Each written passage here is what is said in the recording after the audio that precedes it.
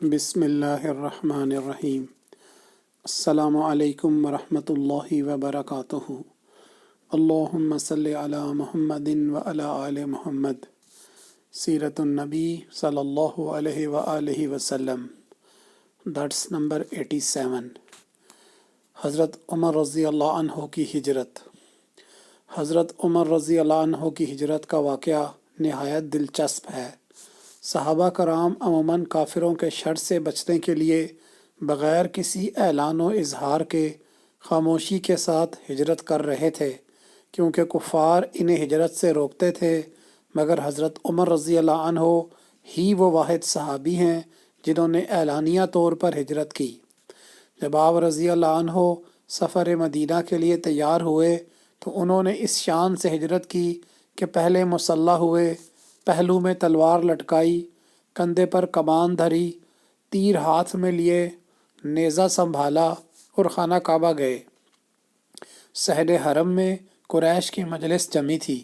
آپ رضی اللہ عنہ نے خانہ کعبہ کے 7 چکر لگائے اور مقام ابراہیم پر نماز ادا کی۔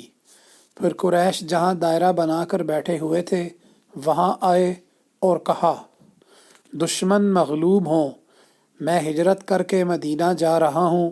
جو چاہتا ہے اس کی ماں بین کرے، اس کی اولاد یتیم ہو اور اس کی رفیقہ حیات بیوہ ہو، وہ مجھے اس وادی کے پار روک کر دیکھ لے۔ مگر کسی کافر کی ہمت نہ پڑی کہ آپ کا راستہ روک سکتا، چنانچہ وہ راہی مدینہ ہوئے۔ راستے میں کچھ مسلمان آپ رضی اللہ عنہ کے ساتھ ہو گئے۔ اس طرح 20 افراد کا یہ قافلہ مدینہ کی طرف روانہ ہوا۔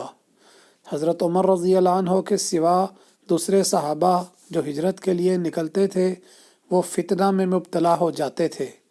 کفار کو ان کی ہجرت کا علم ہوتا تو انہیں گرفتار کر لیتے تھے اور اس بات کی بھی کوشش کرتے تھے کہ مدینہ سے ان کو کسی ہیلے سے مکہ لا کر قید کر دیں۔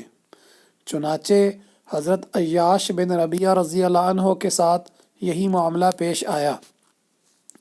حضرت عیاش بن ربیعہ رضی اللہ عنہ اور حضرت حشام بن عاص رضی اللہ عنہ اور حضرت عمر رضی اللہ عنہ تینوں نے ایک ساتھ ہجرت کا ارادہ کیا اور ان میں یہ بات قرار پائی کہ بنی غفار کے تالاب کے پاس مقام تناسب میں جمع ہو جائیں۔ ہم میں سے جو بھی صبح کو وہاں نہیں پہنچے گا تو سمجھ لیا جائے گا کہ وہ گرفتار ہو گیا، اس لیے بغیر انتظار کے پہنچ جانے والے روانہ ہو جائیں گے۔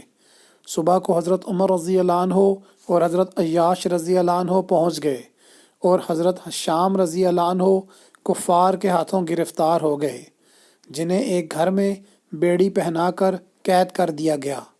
جب یہ دونوں حضرات مدینہ پہنچ کر قباء میں اتر چکے تو حضرت عیاش رضی اللہ عنہ کے پاس ابو جہل اور اس کا بھائی حارث پہنچے۔ تینوں کی ماں ایک تھی۔ ان دونوں نے حضرت عیاش رضی اللہ عنہ سے کہا، تمہاری ماں نے نظر مانی ہے کہ جب تک وہ تمہیں دیکھ نہ لے گی سر میں کنگھی نہ کرے گی اور دھوپ چھوڑ کر سائے میں نہ آئے گی۔ یہ سن کر حضرت عیاش رضی اللہ عنہ کو اپنی ماں پر ترس آ گیا۔ حضرت عمر رضی اللہ عنہ نے یہ کیفیت دیکھ کر حضرت عیاش رضی اللہ عنہ سے کہا، عیاش دیکھو، اللہ کی قسم یہ لوگ تم کو محض تمہارے دین سے فتنے میں ڈالنا چاہتے ہیں، لہٰذا ان سے ہوشیار رہو۔ اللہ کی قسم اگر تمہاری ماں کو جوؤں نے اذیت پہنچائی تو کنگھی کر لے گی، اور اسے مکہ کی ذرا کڑی دھوپ لگی تو وہ سائے میں چلی جائے گی۔ مگر حضرت عیاش رضی اللہ عنہ چونکہ رقیق القلب تھے وہ نہ مانے اور مکہ جانے کے لیے تیار ہو گئے۔ انہوں نے اپنی ماں کی قسم پوری کرنے کے لیے ان دونوں کے ہمراہ نکلنے کا فیصلہ کر لیا۔ حضرت عمر رضی اللہ عنہ نے کہا، اچھا جب یہی کرنے پر آمادہ ہو تو میری یہ اونٹنی لے لو، یہ بڑی عمدہ اور تیز رو ہے، اس کی پیٹھ نہ چھوڑنا اور لوگوں کی طرف سے کوئی مشکوک حرکت ہو تو نکل بھاگنا۔ حضرت عیاش رضی اللہ عنہ اونٹنی پر سوار ان دونوں کے ہمراہ نکل پڑے۔ راستے میں ایک جگہ ابو جہل نے کہا، واللہ میں نے اپنے اونٹ پر بوجھ بہت لاد دیا ہے، کیا تھوڑی دیر کے لیے اپنی اونٹنی پر نہیں بٹھاؤ گے؟ حضرت عیاش رضی اللہ عنہ نے کہا کیوں نہیں، اور اس کے بعد اونٹنی بٹھا دی۔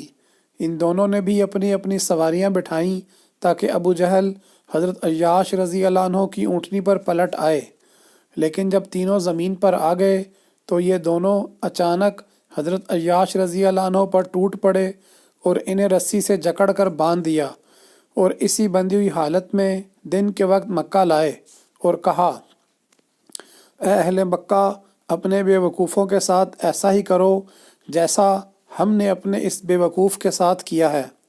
حضرت حشام رضی اللہ عنہ اور حضرت عیاش رضی اللہ عنہ کفار کی قید میں پڑے رہے۔ جب رسول اللہ صلی اللہ علیہ وآلہ وسلم ہجرت فرما چکے تو آپ صلی اللہ علیہ وآلہ وسلم نے ایک روز کہا، کون ہے جو میرے لیے حشام اور عیاش کو چھڑا لائے؟ حضرت ولید بن ولید رضی اللہ عنہ نے کہا، یا رسول اللہ صلی اللہ علیہ وآلہ وسلم، میں حاضر ہوں۔ حضرت ولید رضی اللہ عنہ چھپ کر مکہ پہنچے، ایک عورت کو دیکھا کہ کھانا لیے جا رہی ہے، پوچھا اللہ کی بندی کہاں جا رہی ہے؟ اس نے کہا مز علی الفور کرنی ہے۔ دن، تاریخ اور وقت قتل بھی خفیہ طور پر طے کر لیا گیا، لیکن اس مقررہ تاریخ سے عین ایک روز قبل اللہ تعالیٰ نے حضور صلی اللہ علیہ وسلم کو ہجرت کی اجازت عطا فرمائی۔ اللہ کی بندی کہاں جا رہی ہے؟